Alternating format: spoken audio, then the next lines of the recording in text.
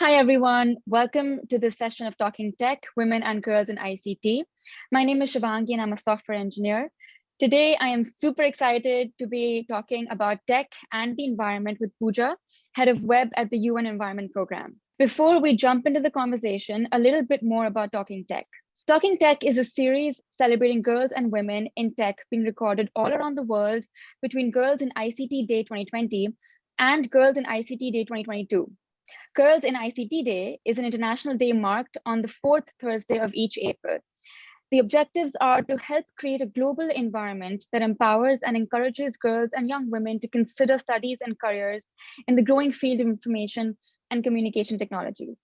The Talking Tech series is brought to us by the ITU, UNICC, and the Office of the UN Secretary General's Envoy on Youth, and is in support of Equals, the global partnership for gender equality in the digital age. The goals of the series include to interest and inspire girls and younger women with information about a range of ICT careers that can be had, bring before a broader audience some of the role model women in tech, and share information about their career journeys and work, offer diverse examples of how ICT is being used to support the achievement of the Sustainable Development Goals and other UN goals, showcase initiatives that are working with girls to support them in ICT studies or future ICT careers, and finally, provide girls and young women in tech with a leadership opportunity to represent and promote girls in technology organizations with which they're involved and promote it to a broader international audience. Now, without further ado, welcome, Pooja.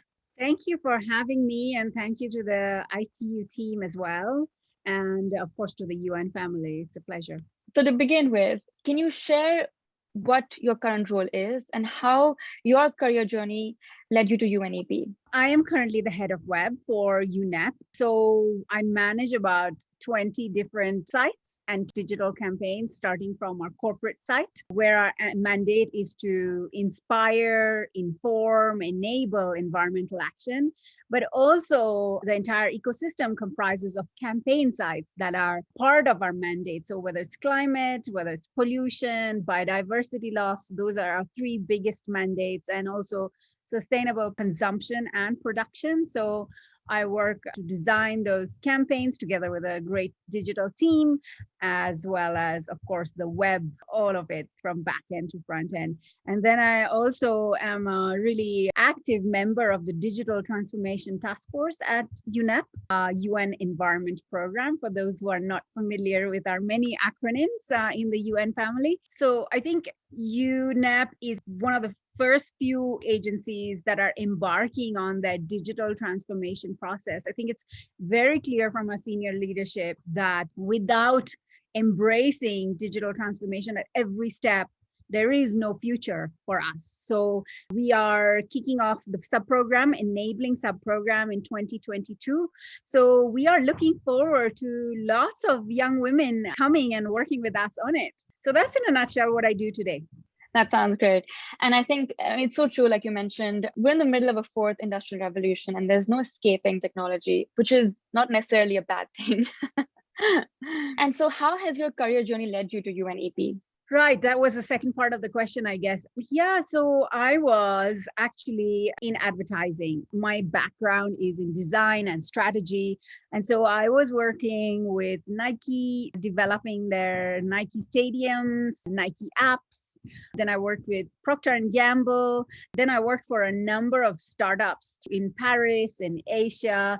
And I really understood a couple of things very clearly. Number one, that I was burning out because I felt I was not giving back. So I was acquiring these incredible skills, but I wanted to give back. And, you know, in the startup sort of phase, I learned to be really agile and work with sprint methodologies and really pushing the team to perform in small cycles.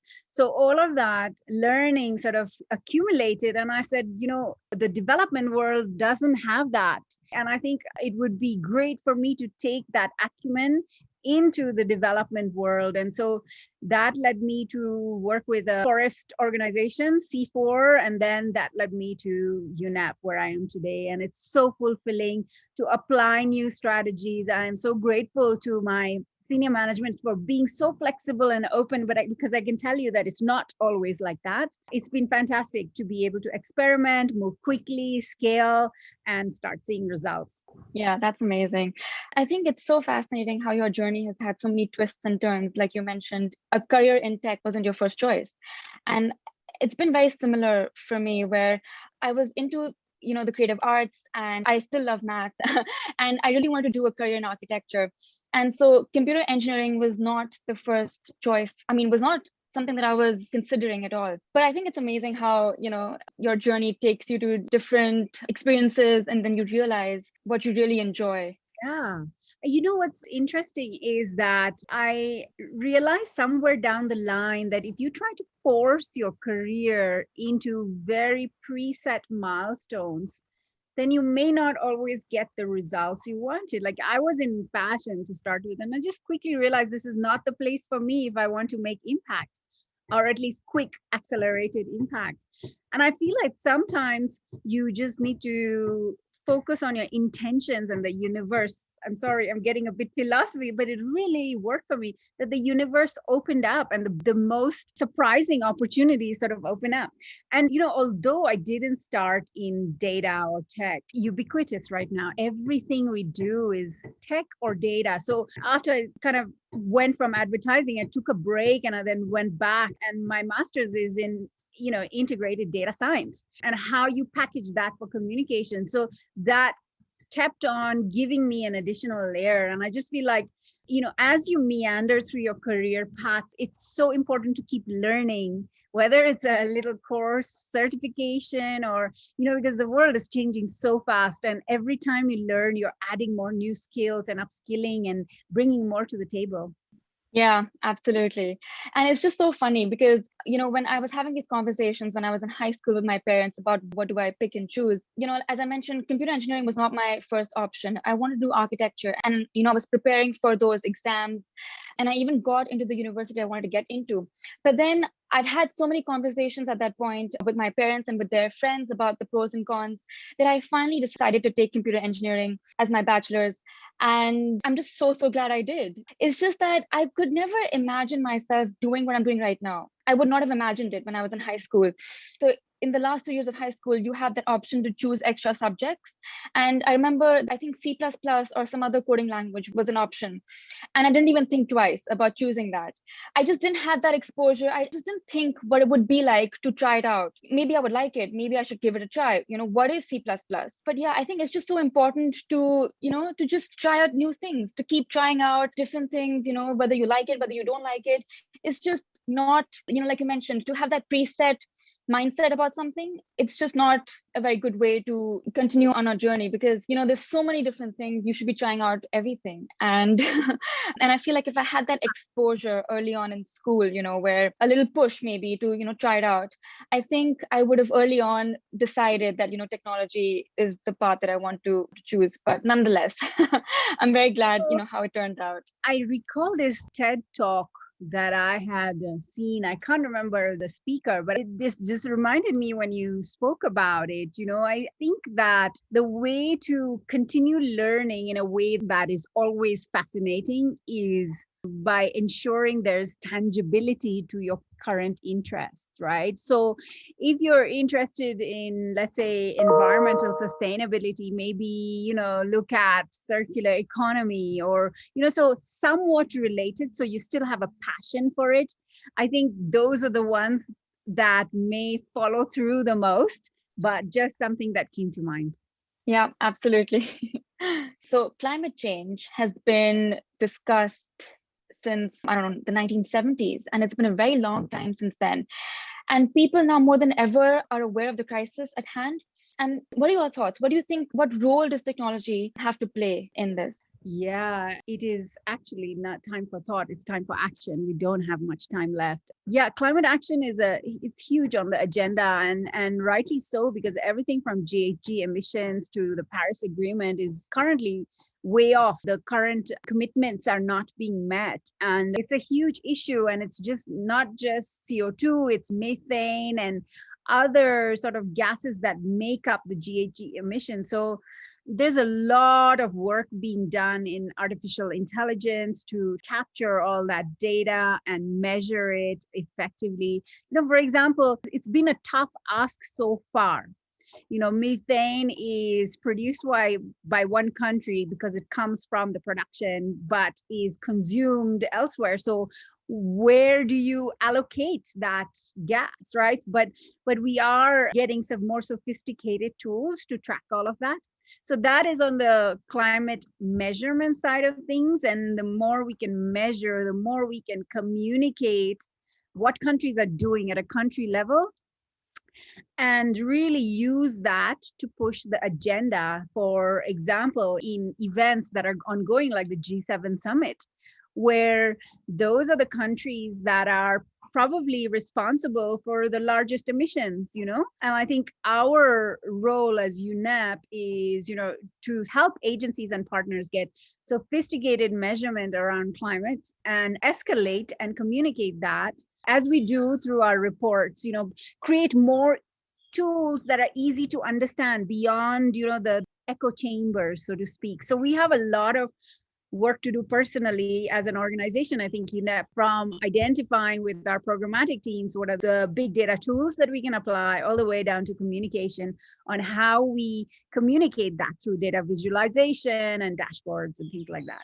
Yeah, like you mentioned, I think that debate of which countries are responsible, because let's say, like the developing countries are where the production happens, the manufacturing happens, and then ultimately those products are consumed by people in the developed countries. And yeah, so there's this debate of about which country should take the blame. But we're globalized, and everything we do depends on everyone, on so many other things. And I feel like in such a crisis, we're supposed to be working together. I feel these debates just sort of don't go to the heart of the issue. It's just like a blame game.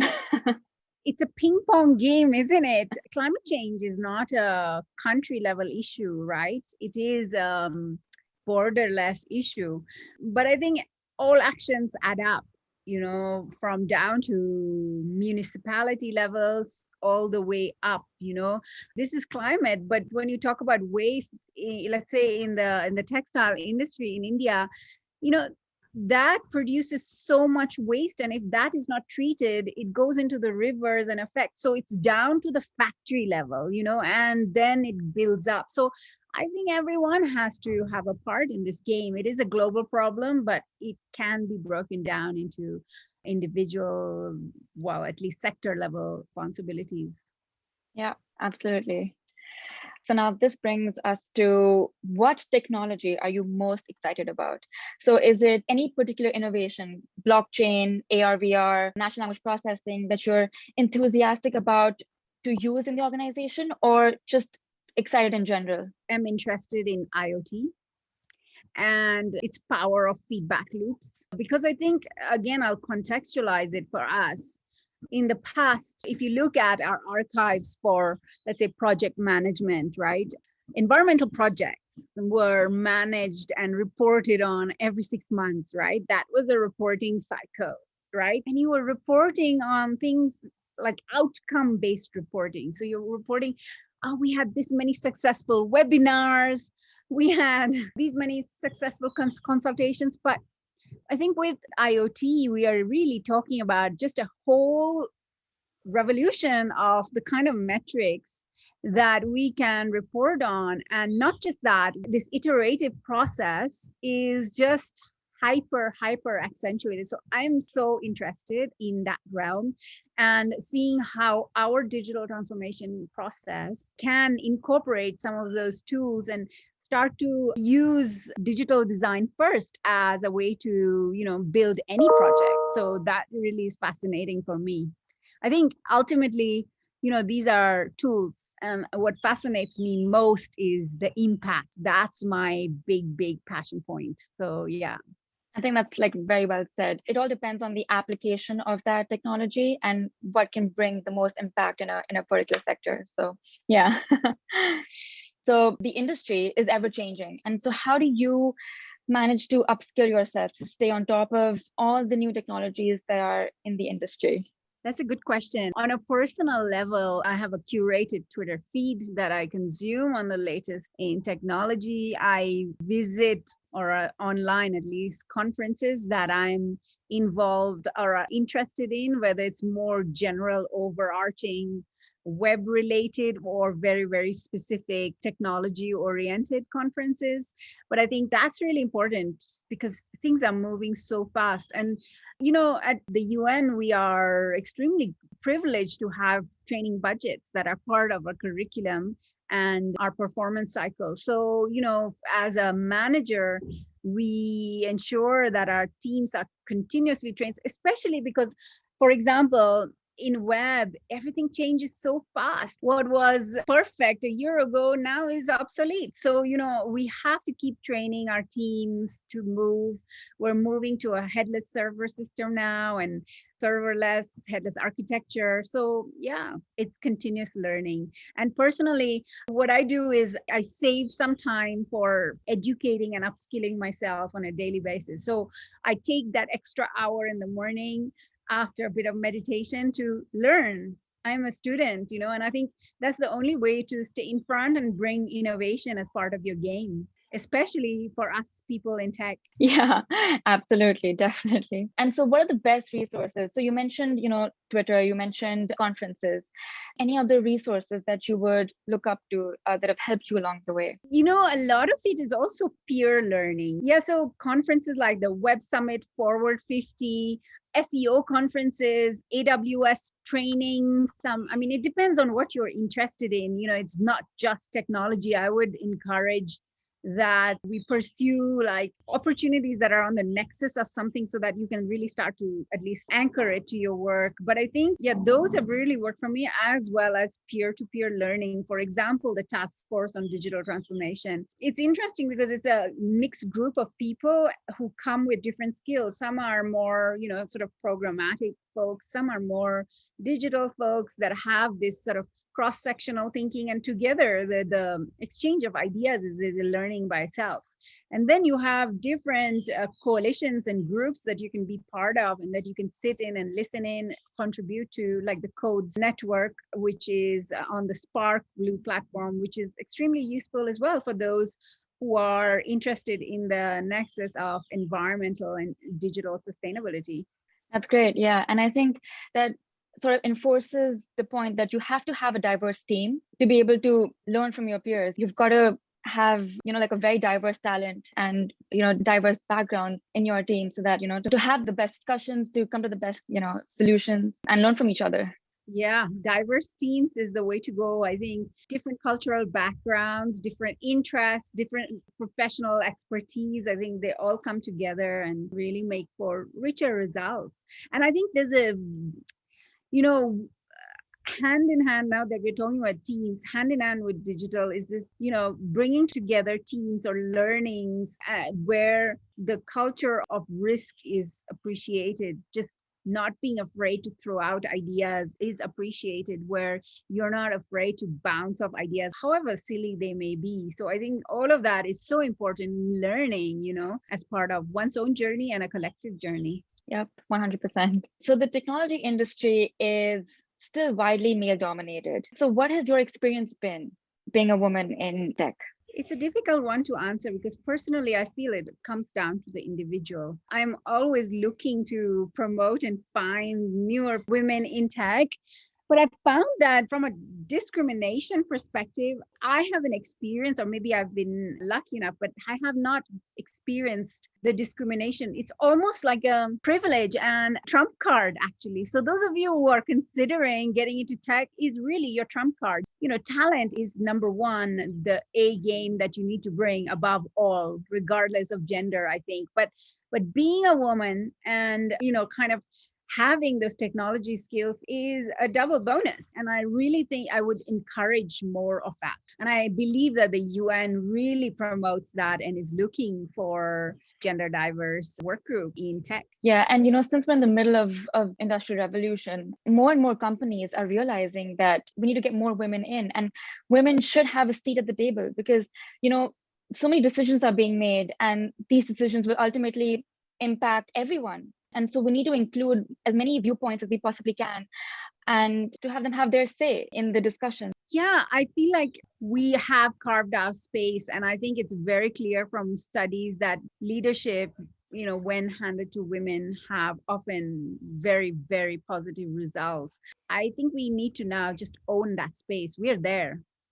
We're there. I don't think we are, maybe 5 years ago, I would have said, we need to get there, but we're there now. We just need to own the throne and show the results. I'm very confident that we can create great waves, being in the hands of a women leadership. Yeah, I love the way you said it, that we should own it. I love that. We're there. We've been fighting for this. Yeah. And, our mothers have been fighting for this, and their work has led us here. And so many of us, I'm sure you included, feel that this is your rightful place. So why are we saying we need the seat at the table when we already have it? We need That's to true. own it and say, yes, tell me what. So, okay, what is the best part about your job? You mentioned that, it's very fulfilling. Yes. What would you say is the best part? You read my mind. I was just all the positive things. And I think it is the feeling that all the work that you're putting in is actually having, whether it's a dashboard that governments are looking at and saying, oh my God, my country is low and I need to do something. What is this? Whether it's, the latest report that we're putting out on the web, or a public advocacy campaign with the data measurements that we're collecting at a sectoral level and the behavioral choices we're making. I think it's the fulfillment that, all the hours, the midnight hours, the weekend work is going somewhere. That is my lifelong passion. That's amazing. So can you share an example or two of things that you've done that you are most particularly proud of? Yeah, actually, we just completed something called the Climate Action Dashboard. It was just launched before the Biden summit when he invited leaders from around the world. And it was just a come to Jesus moment for the countries of the world to get all the critical stats on one page. There's so much of climate related data flying around, but this, as the UNEP, we have the authority and the mandate that any of the data that we share is vetted and guaranteed to be accurate. So we created a dashboard where you could see the state of the climate from a global perspective. What's happening to land temperature? What's happening to ocean temperatures? What's happening to forest fires? The second tab was GHG emissions by country. Is it on the uptrend or is it a downtrend? And then in terms of volume, so you could see in a snapshot, and I'll share the link with you later, how countries are faring, that the US is actually on a downward trajectory, but the volume still is very high. And there are Middle East countries, of course, are still up there, while some developing countries are also pretty high because they haven't started their green growth,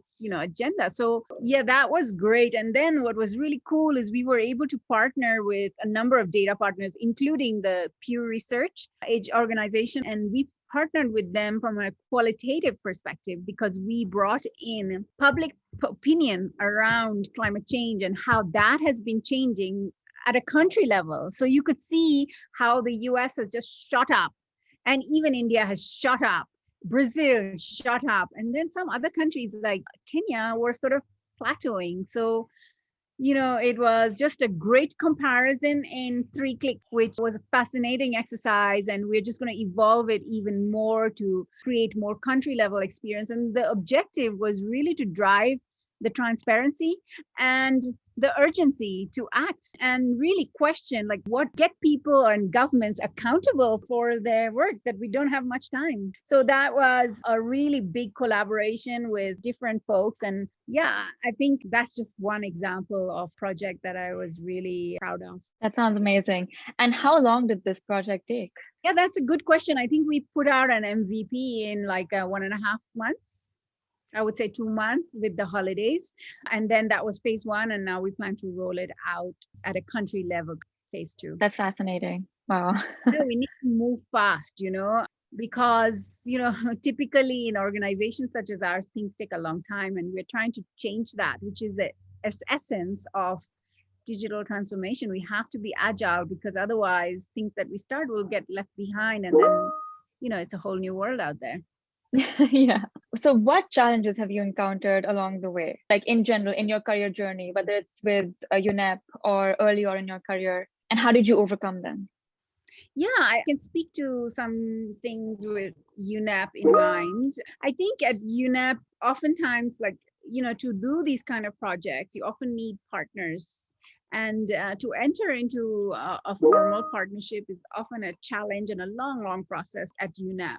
So just navigating the ground, understanding procurement and working with that has been a challenge. But also, I remember the then director of our division, he told me, I think on day one or even before I joined, that you have to have grit to be able to navigate through the sort of organizational bureaucracy and fight it to make it happen. If you give up, then you're giving up on a whole lot. So you have to trade off. Are you willing to fight for impact, or are you just going to say, oh, I can't be bothered? So that was just one example of sort of the different actions that I had to take along the journey.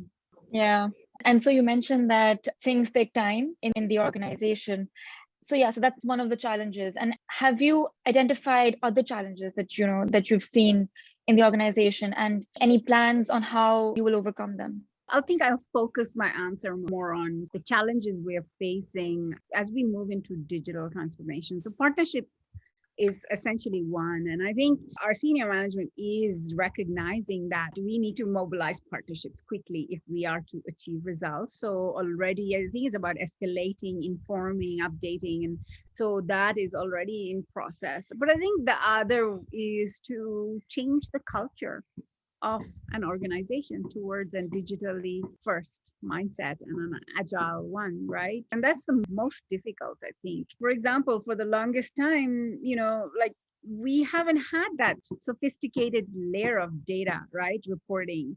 So I think it just takes a different mindset. This, digital tech is like AI, ML, natural language processing. These are not, welcoming terms for everybody, So there's a bit of a what is this mentality. So moving through that is a challenge. And we are sort of demystifying it step by step by having lots of discovery sessions where we're inviting people into the house in very informal settings, explaining to them in their terms about a project that everyone probably is familiar with in UNAP and how they are taking it to the next level in terms of digitally designing it with digital data tech in mind, and then all the way down to measurement and impact. So yeah. No, that's great. I think getting experts from the field themselves and them talking about a particular innovation, I think can really help us understand what it's about, because technology is just ever changing and there's just so many new things and it's so easy to get lost. Yeah. The most important challenge that we are still facing is explaining that digital transformation is not about tech. It's about people and it's about Right. application, right? So we are in the process of doing that. And whether it's through trainings and whether it's through, understanding or helping them understand pain points within their current work and just helping them see what kind of digital tools can accentuate or open up those bottlenecks has been a fantastic learning opportunity. So I think, when you say challenges, the other flip side is also opportunity, right? So I think, every time I look at that, I try to make it an opportunity. Not probably as agile as I'd like it to be, but, try to move fast and see how we can capitalize on those opportunities. So do you have any career or tech advice for girls and younger women who are entering tech or who are already in tech? Yeah, I do. I mean, for me, the biggest thing that I would say is, how is your presence on this earth making it a better planet, right?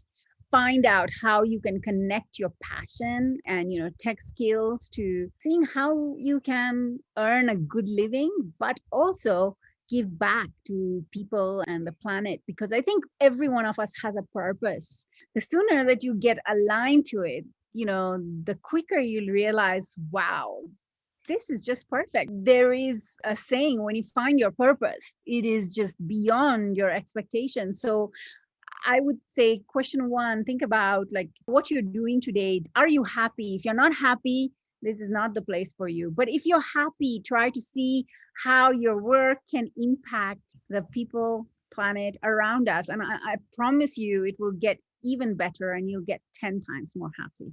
I think that's great. Yeah, I feel like, we sometimes just get so self-centric that we stop thinking about whether what we're doing is helping other people and, the planet.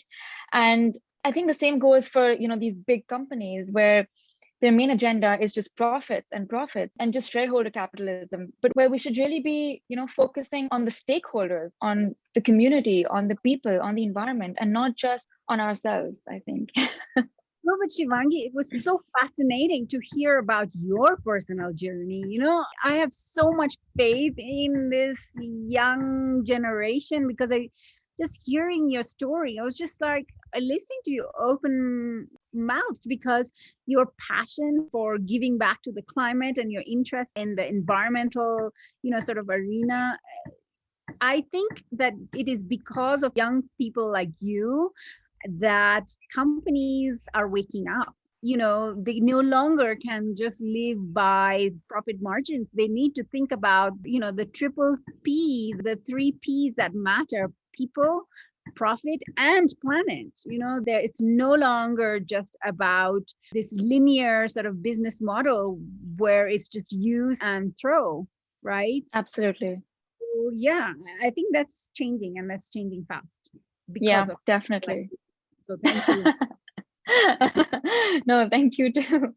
And so finally, how do you feel about the future? Are you hopeful? Absolutely. I am a perpetual, kind of optimist because, when I look around you, I see people like you and people like me that are increasingly concerned and want to apply towards a better planet. And the thing is that businesses can reap even more profits today if they follow a circular business model, right? It's proven and it shows on the balance sheet. It shows on your cash flow. There are tools to, measure that progress. So I am extremely hopeful that it will happen. It's not a time to sit back and relax. I think we all have to keep on going and keep on explaining and driving accountability of these people. But I'm hopeful. We don't have much time. That's what worries me. But I know that with the generation today and the zeitgeist of today, we are going to make a change. I don't know if it's us, but don't you feel that there is some sort of tipping point coming up? Yep. Or maybe we are just living in our own bubble, Shivangi, of climate enthusiasm. I feel all around there that people are, getting a little bit more conscious about their choices. And that is the fundamental, sort of place of demand, because it all rests on our extremely greedy consumption patterns. And, all of it, climate, pollution, biodiversity, it all comes from our consumption patterns. And unless we fix that, it's going to be like a leaking bucket.